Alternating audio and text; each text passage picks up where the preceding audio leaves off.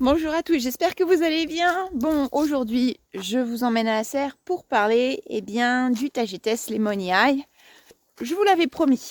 J'ai 2 pieds de Tagetes lemoniae. J'en ai un qui est installé depuis 2-3 ans dans la serre. C'est celui qui est tout au fond. Là, vous le voyez. On va s'approcher d'ici quelques secondes. Et ici, un autre pied. Vous distinguez là sur le côté les petites fleurs jaunes. C'est lui. Alors, le comportement est très différent. Ça va être très intéressant de pouvoir comparer le pied qui est dans la serre du pied qui est sorti. Et j'en ai même un pied côté maison, mais le pied côté maison, il ressemble plus à celui que j'ai dans la serre. Ça vous permettra de voir qu'avec des environnements différents, et les plantes peuvent se développer d'une manière très différente aussi. Notre Tagetes lemoniae, aussi appelé œillet passion, fait partie de la famille des astéracées. Voilà, il y en a pas mal dans les astéracées, notamment, et vous l'aurez entendu, les astères. Pour la petite histoire, lemoniae, ça vient de lemon. Alors, pas lemon, le citron, ça vient du nom d'un botaniste. Et c'est un autre botaniste, Azagray, qui lui a donné le nom lemoniae. Et ce, en l'honneur de John Gill Lemon, qui a découvert avec son épouse cette plante dans le sud de l'Arizona. Vous allez voir, c'est une plante qui aime bien le sec, qui supporte très très bien le sec. Donc l'Arizona, les États-Unis, c'est là d'où nous vient cette plante. Et ça, c'était dans les années 1800. Et comme vous aimez les petites histoires, je vous en donne une autre, celle de Tages, qui a donné le nom Tagetes, Tagetes lemoniae. Tages est un dieu étrusque qui, en sortant de terre, avait l'apparence d'un enfant et la sagesse, d'un vieillard. Voilà. Et donc il a été vénéré.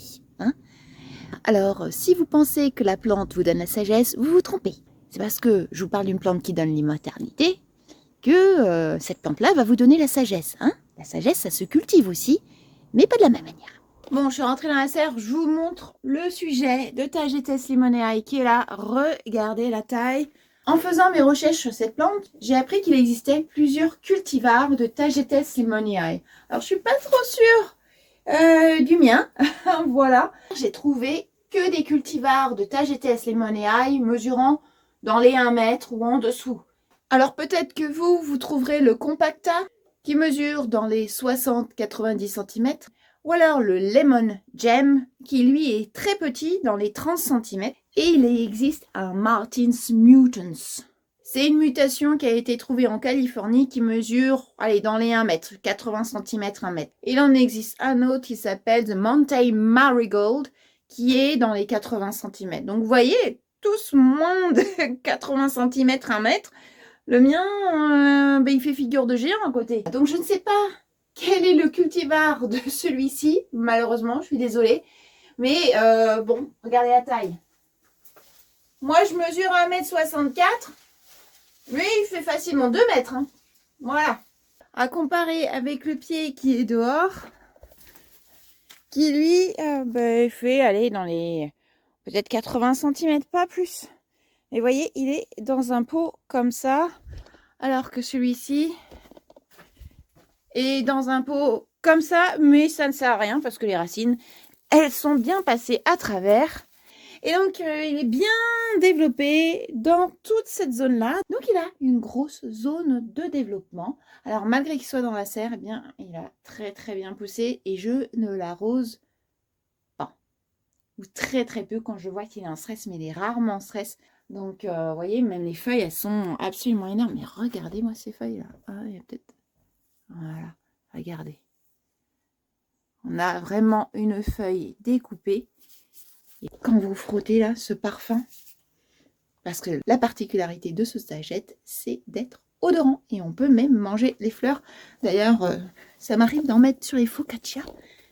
Et ça, je vous garantis que ça a son petit effet. Là, on est en fin de journée. Elles sont en train de se refermer. Alors là, j'ai eu un phénomène très très particulier. Le Tagetes lemoniae, normalement, fleurit à la fin de l'automne et tout l'hiver. Donc dans ma serre, là, j'ai pas encore de boutons floraux, mais je devrais pouvoir en voir bientôt et avoir une floraison hivernale. Voilà.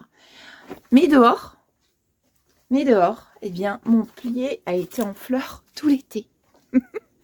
C'est génial. Voilà, ce que j'ai fait, c'est que j'ai planté mon pied dans ce pot au printemps de l'année dernière. Et il a adoré. Donc je l'ai stocké parce que ça ne supporte pas bien le gel. Ça va résister au maximum à moins 4 degrés. Voilà. Alors, si ça résiste à moins 4, c'est la souche qui va résister et la plante va repartir de la souche. Je l'avais mis dans ma serre, le pot dans ma serre, et au printemps, je l'ai sorti tôt. Il a pris un coup de gel, mais est reparti. Voilà, parce que forcément, c'était pas des gros gels non plus au printemps. Et il est reparti. Et est-ce que c'est ça qui a stimulé sa floraison? Mais généralement, c'est une plante qui fleurit bien pendant l'hiver dans une serre froide. Si on regarde les feuilles, alors dans la serre, on voit bien, elles sont quand même assez grandes. Hein. Regardez, ça fait, elle est peut-être pas loin de 20 cm de long, une feuille. Elles sont donc découpées et opposées. C'est-à-dire opposées, quand on prend une tige, eh bien, les deux feuilles sont bien de part et d'autre de la tige et non pas alternées, où on aurait une feuille là, puis une autre en dessous. Là, elles sont bien opposées. Et regardez, elles sont découpées. Le bord est dentelé. Vous voyez les petites dents. Et dessous, on retrouve les glandes huileuses, ce qui lui donne un parfum de fruits de la passion, de mangue ou de menthe citronnée. Voilà. Ne me demandez pas pourquoi. Tout ça, c'est accepté. Et il y en a qui adorent et il y en a qui détestent. Voilà. Moi, je fais partie de celles qui adorent. Je trouve que c'est superbe et mélangé avec ce géranium rosa, avec cette plante que je vous ai présentée la dernière fois. Est-ce que vous vous souvenez de son nom? Le géogulan. Voilà, le géogulan. Ah, l'herbe de l'immortalité que je vous ai présenté déjà la dernière fois. Je vous remets le lien de la vidéo. Mélangé à tout ça, ça vous fait un petit cocktail plutôt sympa. Comme je vous l'ai dit, cette plante a été découverte dans le sud de l'Arizona. C'est une plante qui va très bien résister au sec. C'est une plante à planter dans un sol drainant qui ne va pas retenir l'eau. Voilà, parce que si ça retient l'eau, c'est un peu trop humide et il va pourrir. Regardez ce bois avec des striures, des petites lentisques dessus, des petits points blancs là. Et vous voyez, c'est un très gros pied déjà. Je ne sais pas si vous voyez bien. Comme quoi, il y a bien du stress hydrique parce que celle-ci, elle souffre. Voilà. Regardez-moi la taille de ce plant. J'adore. Et en hiver, il garde même son feuillage dans la serre. Si vous le laissez dehors, il va systématiquement perdre son feuillage si vous êtes surtout dans une zone froide. Ces jolies petites fleurs que vous aurez à profusion, elles sont très mellifères. Elles attirent vraiment tous les insectes pollinisateurs. Donc c'est une super plante. Et moi, j'adore la voir à côté de ma cuisine pour récolter des feuilles pour mettre dans mes infusions. Je prends toujours, en ce moment là en été, je me régale. Je prends toujours plein d'herbes, de plantes odorantes, etc. pour mes infusions. Je vous montre la différence entre ça et ça. Voilà, hors de la serre, dans la serre, en plein soleil, pas arrosé ou très peu. Voilà, ça donne ça. Et vous pouvez voir là, tout ce qui est marron, ça ce sont toutes les fleurs, les inflorescences qui ont fané. Alors je regarde s'il y a des graines. Il y a en effet, vous voyez, des graines. Mais je dois vous avouer que la multiplication végétative est très efficace. Donc ne vous embêtez pas à les semer, vous pouvez toujours tester. Moi je n'ai pas testé, vu la taille du plant et ce que je coupe, je ne me gêne pas pour faire des boutures. Voilà, et ça marche très bien. Tenez, regardez, ça c'est des boutures de cette année que j'ai faites. Vous voyez la taille de ma bouture? Voilà. Bouture de peut-être 60-70 cm. Et regardez, il faudrait déjà que je le rempote. Mais bon, je pense que ça attendra quand même l'année prochaine. Le troc-plante, je pourrais en distribuer autour de moi. Et regardez-moi au passage ce formidable petit pélargonium, comme il est beau! Je l'adore. Je l'adore. Désolée, je peux pas résister. Alors, juste une petite remarque.